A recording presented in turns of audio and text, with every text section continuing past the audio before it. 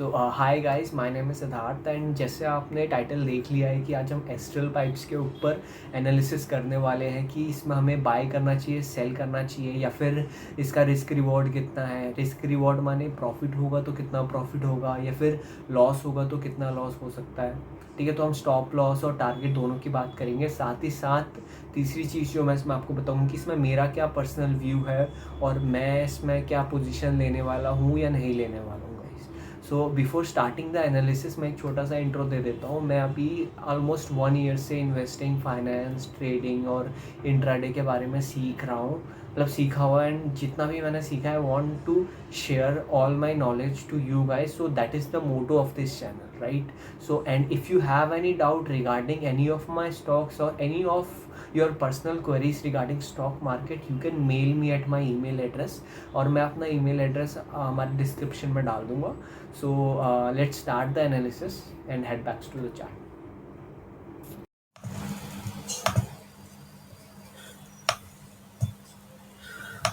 सो ये हमारा astral pipes का मंथली चार्ट है ना। और इसमें हम देख रहे हैं कि ये जो ग्रीन कलर की ट्रेंड लाइन है, कितना अच्छे से इसने इसको फॉलो किया है।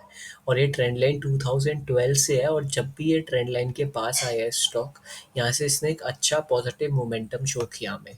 तो अब भी हम देख सकते हैं रिसेंट में भी ये फिर से ट्रेंड लाइन के पास आया है ना। तो अगर मैं इसको वन वीक मतलब वीकली टाइम फ्रेम पे देखूं, तो वीकली टाइम फ्रेम पे इसने यहाँ पे एक चैनल पैटर्न को भी ब्रेकआउट किया है। सो अगर आप मैं इसके सारे लोज कनेक्ट कर दूं, हाँ, तो देखो यहाँ पे एक चैनल सा बन रहा है। एंड इसने ये 2 बार यहाँ पे टेस्ट करके रेजिस्टेंस को तीसरी बारी ब्रेकआउट दे दिया। ठीक है, तो फिर ये भी एक बुलिश सिंबल हो गया कि हाँ, इस स्टॉक में एक अच्छा मोमेंटम आने वाला है।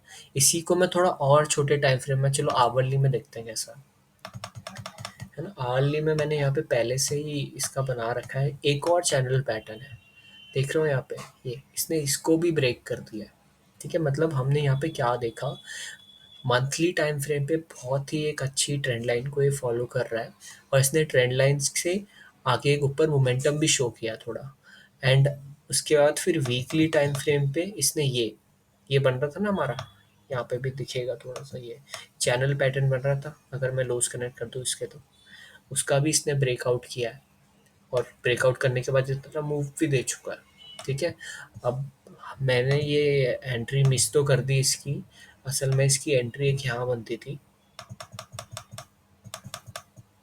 ठीक है, एनालिसिस तो इतना ही है इसका, मतलब हम देख सकते हैं हमने अभी तक इसका मल्टी टाइम फ्रेम एनालिसिस किया है ना। आवरली में इसने एक बुलिश ब्रेकआउट दिया है यहाँ पे, है ना। वीकली में इसने यहाँ पे बुलिश ब्रेकआउट दिया है, और मंथली टाइम फ्रेम पे तो ये एक अच्छी ट्रेंड लाइन को फॉलो कर ही रहा है, मतलब स्टॉक पूरा बुलिश है हमारा। ठीक है, सो इसकी जो बेस्ट एंट्री बनती थी ना, वो बनती है आपकी, मैं आपको बता देता हूँ, एक मिनट। हाँ, लॉन्ग में जाके यहाँ पे बेस्ट एंट्री बनती थी इसकी बिल्कुल, क्योंकि किस बेसिस पे होती है एंट्री, की एंट्री हम इस पेस पे लेते, क्यों? क्योंकि हमारा प्राइस अभी सपोर्ट के पास था, ट्रेंड लाइन के पास था। ठीक है, तो यहाँ से हम एक्सपेक्ट कर सकते थे कि एक बहुत बड़ा मूव देखने को मिलेगा, और हम टारगेट लगा सकते थे प्रीवियस हाई का। सो ऑलमोस्ट 54% का target, and stop loss would be of 11% था। सो 1:5, 4.8 है, ऑलमोस्ट 1:5 का हमें रिस्क रिवॉर्ड मिलता। ठीक है, बट अभी यहाँ पे इसने 42% टारगेट कंप्लीट कर दिया है, और अभी भी इसमें मतलब थोड़ा 10-15% का पोटेंशियल है। तो अभी मेरा क्या, मैं क्यों कर रहा हूँ इसका एनालिसिस, मेरे को वो 10-15% कैच करना है, क्योंकि मैं यहाँ पे इसको नहीं कर पाया कैच, है ना।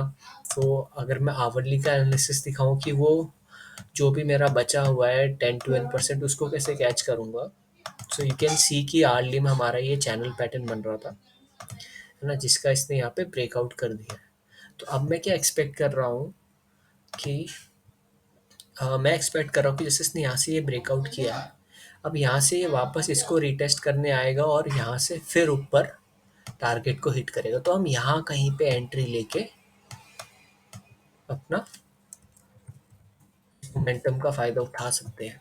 लेकिन अगर ये यहाँ पे नहीं आया, मान लो यहीं से कंटिन्यू कर दिया, तो फिर एंट्री लेना थोड़ा मुश्किल हो जाएगा, क्योंकि यहाँ पे कुछ और पैटर्न बनना चाहिए, उसके बाद ही मैं कंफर्मेशन होगी, है ना? क्योंकि उसके बाद हमें पता नहीं है यहाँ तक आए, क्या पता यहीं से नीचे चले जाए और नीचे आ जाए पूरा, क्या पता ये वीकली टाइम फ्रेम देखें। इसको हटा देता हूँ, एक मिनट बस। हाँ, अगर हम ये वीकली टाइम फ्रेम देखें तो हो सकता है कि ये यहाँ से फिर से पूरा नीचे आ जाए, कुछ भी हो सकता है, हमें पक्का नहीं है। तो हमें बस पैटर्न्स देखने हैं, हमें अपनी प्रोबेबिलिटी इंक्रीज करनी है ट्रेड्स की। ठीक है, तो अभी ये यहाँ पे है, तो मैं एक्सपेक्ट कर रहा हूँ कि ये इसको रीटेस्ट करने आएगा, एंड देन मैं रीटेस्ट पे एंट्री लेके ऐसे करके हम अपना ट्रेड एग्जीक्यूट करेंगे। तो इसमें हमारा रिस्क रिवॉर्ड कितना हो रहा है, इसमें मैं ऑलमोस्ट 2.5% का रिस्क ले रहा हूँ, एंड मेरा रिवॉर्ड है 13%। हाँ, ऑलमोस्ट 13%। सो 1:6 का मेरा रिस्क रिवॉर्ड है, अगर मेरे मुताबिक ये ट्रेड चला तो, है ना? मतलब अगर ये थोड़ा भी नीचे आता है ना अभी, है ना, और थोड़ा मुझे ऐसा लगता है कि ये इसको हटा देता हूँ। हाँ, एक मिनट बस, थोड़ा चार्ट साफ कर लेते हैं। हाँ, अगर मुझे लगता है कि यहाँ से थोड़ा भी नीचे आ रहा है, यहाँ तक भी आ रहा है, मतलब रीटेस्ट जैसा कर रहा है, मैं एक कंफर्मेशन के बाद इसमें एंट्री ले लूँगा और इतना पूरा टारगेट लेने की ट्राई करूँगा। सो ये हमारा ट्रेड था, ठीक है, एस्ट्रल का। सो अभी हम इस पे बुलिश जा सकते हैं, लेकिन हमें यहाँ रीटेस्ट के लिए वेट करना पड़ेगा। बाकी मूवमेंट तो अगर इसका इसने ब्रेकआउट कर दिया, ये जो रेजिस्टेंस लाइन है ना 2543 पे, अगर इसने इसका ब्रेकआउट कर दिया तो हमें और भी ऊपर का मूवमेंट देखने को मिल सकता है। क्यों?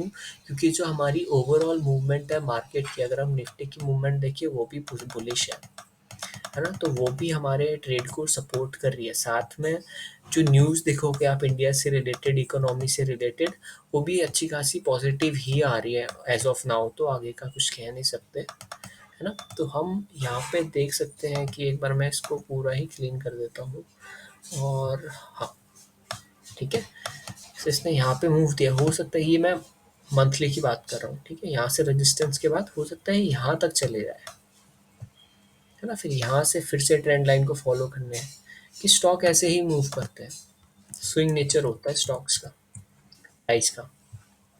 तो अभी हम, खैर इतना बड़ा टारगेट तो एज्यूम करना अभी के लिए सही नहीं रहेगा, तो हम इस ट्रेंड लाइन, इस एरिया का इंतज़ार करेंगे, इस रेजिस्टेंस एरिया के, कि ये लेटेस्ट हाई था। अगर ये ब्रेक होता है तो उसके बाद का मूवमेंट भी हम देख सकते हैं। बट अभी मैंने एक शॉर्ट टर्म ट्रेड आपको बता दिया है, ये जो बीच में गैप दिख रहा है आपको, हमें यही गैप को कैप्चर करना है, ठीक है? उसका एनालिसिस मैंने सब कुछ समझा दिया आपको। एंड अगर आपको कोई भी क्वेरी है इस ट्रेड से रिलेटेड, तो आप मेरे को मेल कर सकते हो, मैं मेल आईडी डिस्क्रिप्शन पे डाल दूंगा। एंड अगर आपको कोई और पर्सनल डाउट भी है तो मैं उसको भी क्लियर करने की कोशिश करूँगा, ठीक है? बट अगर आप सोच रहे हो कि इस एनालिसिस से आप ट्रेड लोगे, तो मैं आपको सजेस्ट करूँगा कि आप थोड़ा इस पे अपना और एनालिसिस करो, है ना? जो भी आपका फाइनेंशियल एडवाइज़र है, या नहीं है तो किसी आप अपने जान पहचान वाले से सजेस्ट करो, देन उसी के बाद अपने रिस्क पे ट्रेड करना, ठीक है? क्योंकि मैं तो अपने रिस्क रिवॉर्ड के हिसाब से, मतलब मेरे लिए तो ये बेस्ट ट्रेड है, हो सकता है आपके लिए ना हो। सो थैंक यू गाइस, ऐसी ही और वीडियोस आएंगी, अभी बहुत सारे स्टॉक्स के बारे में मैं डिस्कस करने वाला हूँ, साथ में हम फाइनेंस के डिफरेंट डिफरेंट करंट जो सिनेरियोज चल रहे हैं उनके ऊपर भी डिस्कशन करेंगे, है ना? और सेल्फ ग्रोथ की वीडियोस भी डालूंगा इसमें। So just wait and watch and keep liking my videos. Thank you for watching, bye.